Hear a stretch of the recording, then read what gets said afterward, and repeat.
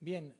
tras estas palabras, ahora le vamos a dar la palabra al vicepresidente del Parlamento Europeo, institución que, como he comentado, está profundamente comprometida con el proceso de la Conferencia Eurocentroamericana. De hecho, ha sido el patrocinador desde su inicio de todas las ediciones de la conferencia y el impulsor, junto con el Parlamento Centroamericano, su institución hermana, elegida también por el voto de todos los ciudadanos centroamericanos en elecciones periódicas y, además, un conocedor profundo de Centroamérica, como todos sabemos. El señor Miguel Ángel Martínez, vicepresidente del Parlamento Europeo.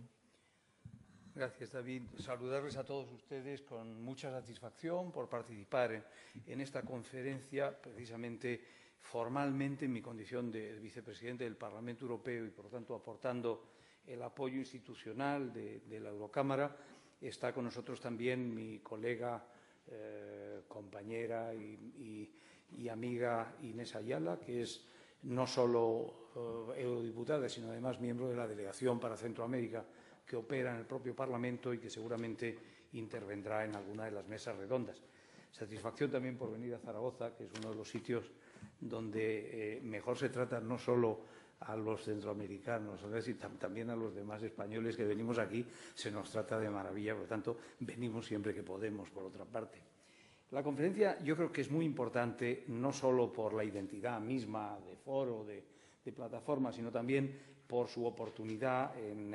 el momento en que se produce, a cuyo respecto querría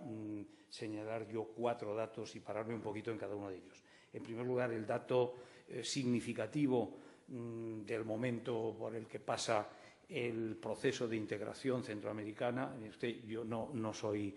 diplomático, no estoy en condición de diplomático aquí y, por lo tanto, debo decir que el momento que atraviesa este proceso de integración a mí me parece preocupante y no me da ninguna razón para sentirme optimista, en particular después de haberme reunido con 3 de los embajadores de los países centroamericanos, pues en el día antes de salir de Bruselas, me refiero a los embajadores representantes permanentes ante las instituciones europeas en Bruselas. Si es significativa el momento por el proceso de integración, lo es el momento absolutamente trascendental por lo que está sucediendo en la Unión Europea. Me temo que no se tiene todavía conciencia plena, lo que han dicho mis colegas que hablan pues, en nombre de la Comisión o del Consejo. Europa está a punto de vivir una transformación que no tiene precedente en la historia del movimiento, del proceso de articulación continental con la entrada en vigor del Tratado de Lisboa, y eso hace que realmente pues, estamos en un momento álgido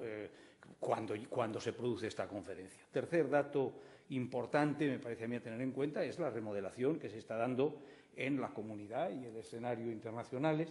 del que no somos ajenos, sino todo lo contrario, pues tanto los europeos como latinoamericanos y, en particular, centroamericanos y caribeños, que pueden estar también entre nosotros. Y, por último, desde luego, un dato a tener en cuenta mucho por parte nuestra, el hecho de que cuando se está produciendo este auténtico tsunami que se da en la Unión Europea, pues resulta que le corresponde a España y a su Gobierno el estar al volante del vehículo. España, que efectivamente tiene entre una de las líneas fundamentales de su programa del semestre lo que es la cooperación al desarrollo, con, naturalmente, pues territorialmente un acento muy prioritario respecto de América Latina, respecto de lo que es Cotonú, que afecta aquí directamente pues, a República Dominicana y Haití, pero también respecto de Centroamérica,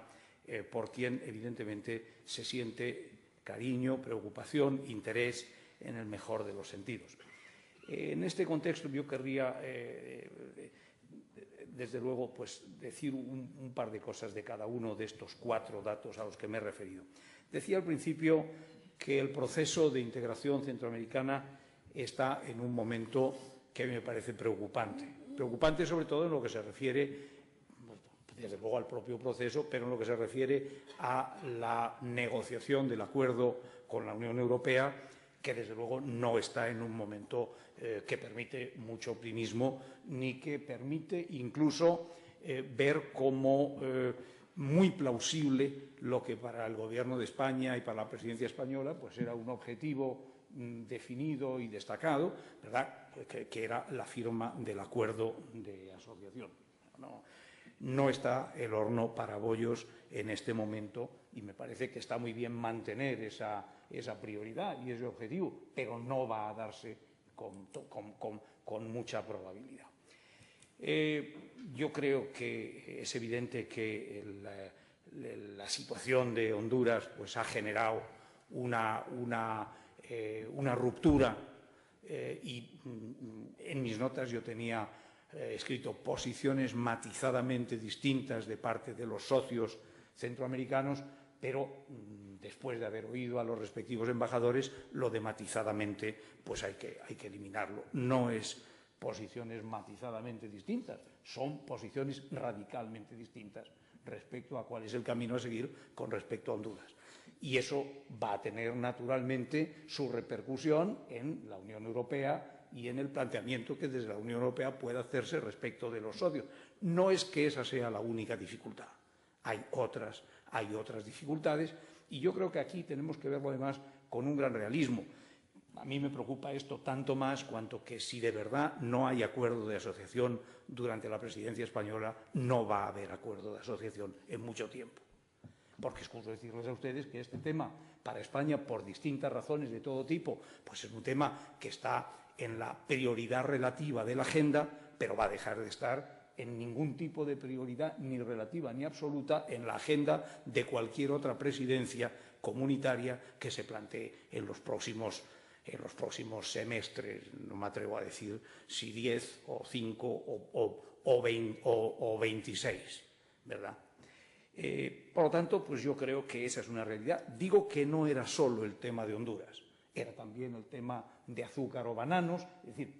hay una serie de divergencias entre nuestros interlocutores que no facilitan precisamente el camino, después de haber pensado alguno de nosotros, quizá ingenuamente, hace apenas unos meses, que sí, que se iba a conseguir encontrar suficiente acuerdo en quienes son los interlocutores.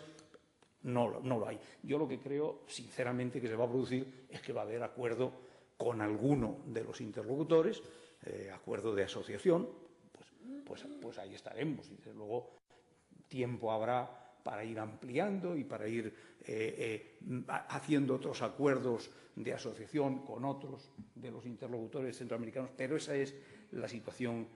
tal como yo la veo en este momento.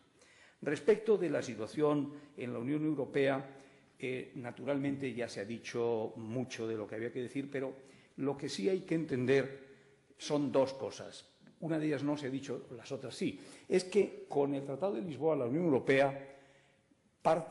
supera, digamos, una fase en la cual, digámoslo con sinceridad, hemos estado durante más de 5 años haciendo como el que hace bicicleta con una bicicleta de estas de gimnasio, una bicicleta estática, es decir, dando pedales pero sin avanzar, viendo el horizonte más o menos, produciéndose un gravísimo fenómeno de renacionalización en cada uno de nuestros países, es decir, no poniendo cada uno de los países en perspectiva su propio progreso con el avance del proceso comunitario, yendo cada cual a ver cómo va lo mío, y cuando digo cada cual, incluyendo a todos, no hago excepciones, cómo va lo mío, sin intentar entender que lo mío solo va a poder ir adelante de verdad si va adelante el proceso